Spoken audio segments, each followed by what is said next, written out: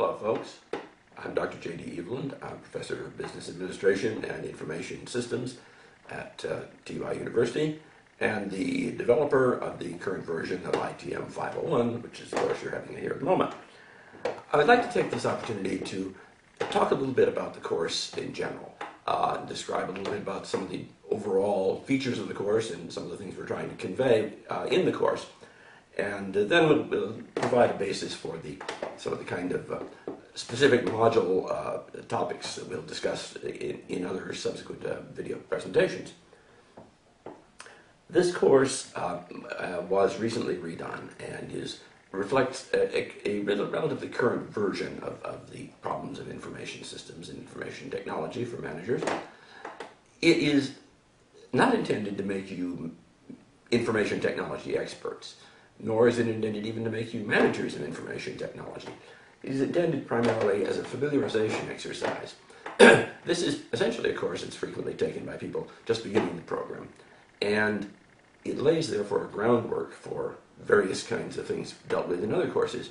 In fact, every course that you take in the MBA program will, to one degree or another, rely upon information as part of its underlying basis.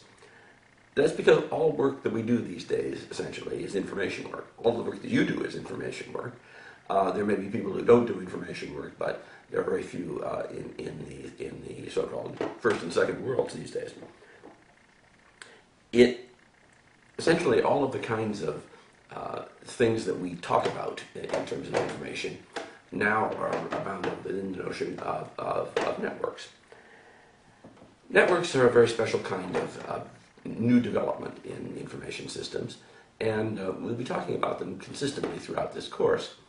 Let me talk a little bit about the notion of technology first. Technology is kind of the underlying theme of this course. We're talking about the way in which people use information tools. Technology is simply a fancy way of talking about tools. We've been using tools in varying degrees for possibly 2 or 3 million years at least. And yet we still find new tools, and we still find new ways of using old tools. The idea of a tool is very important because tools imply uses. And whenever we talk about a tool, we're always talking about using it for something. Now, there are very different kinds of tools that get used for different kinds of purposes, and we'll be talking about that a little bit more in depth in terms of Module 1.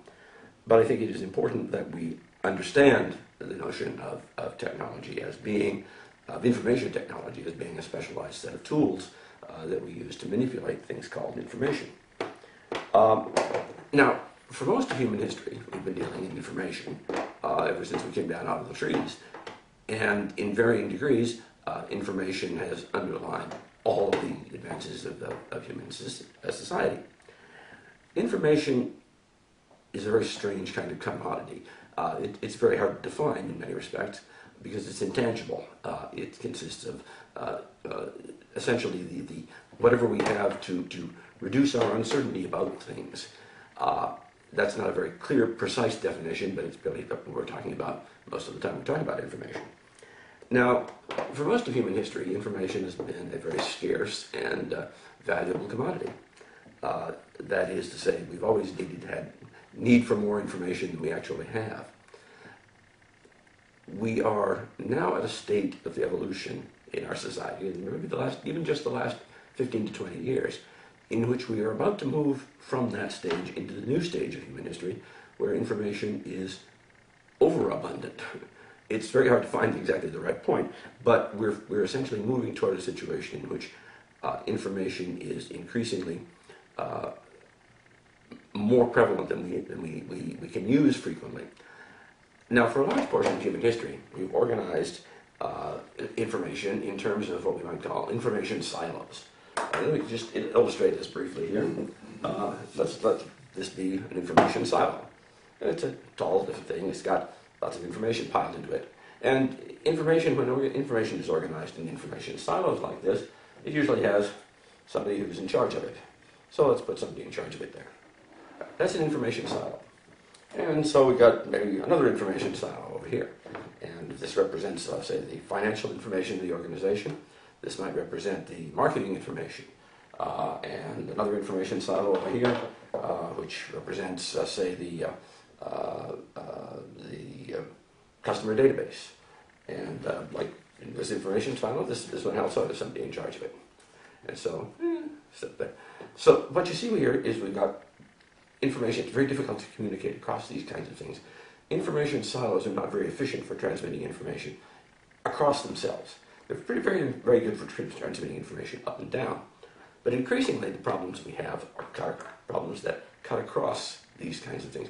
And silos are not very good for that.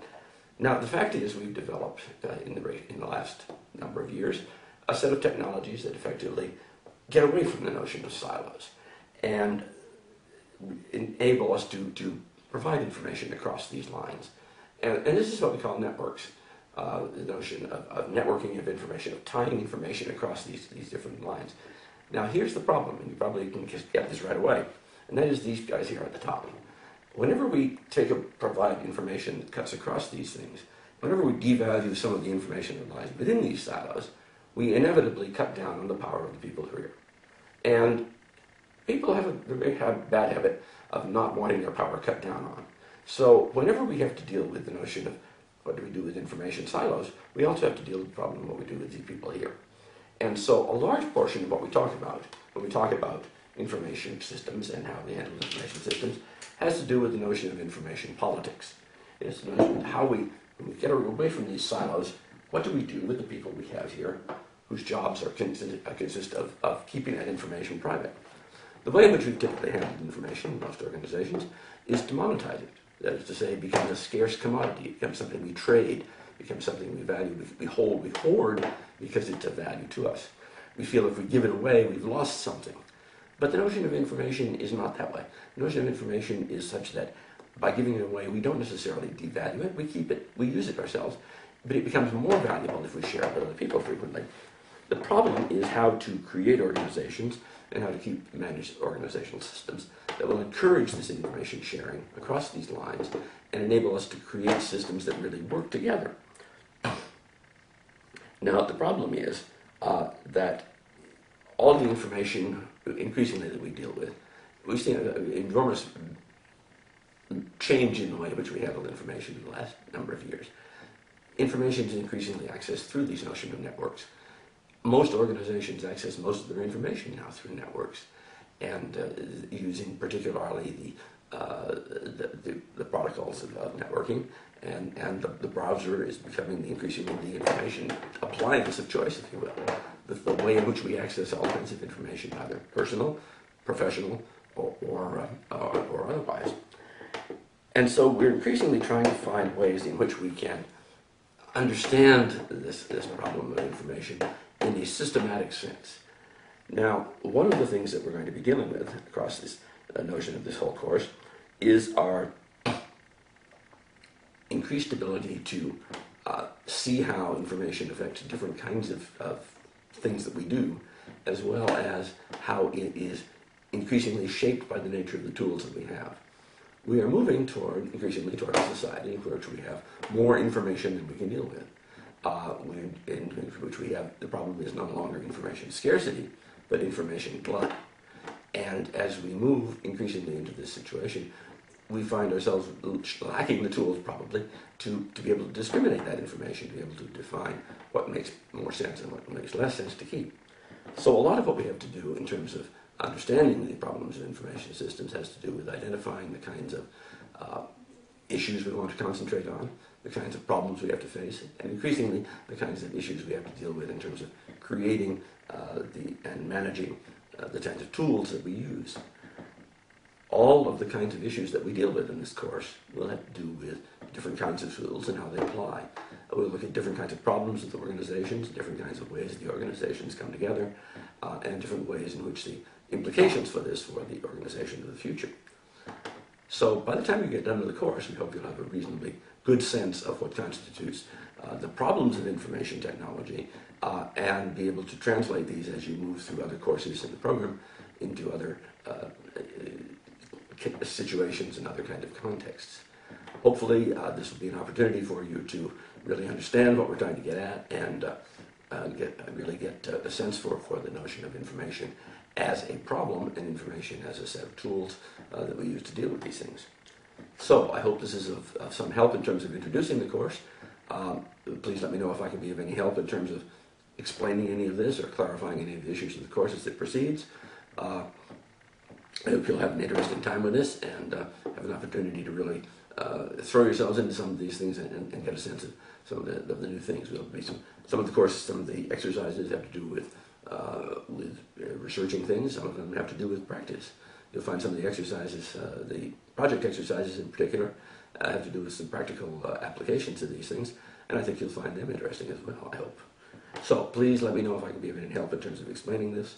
Good luck with the course, and stay in touch, and just have a good with us, and hopefully we'll get to all find some interesting information by the time we get all done. Thank you very much.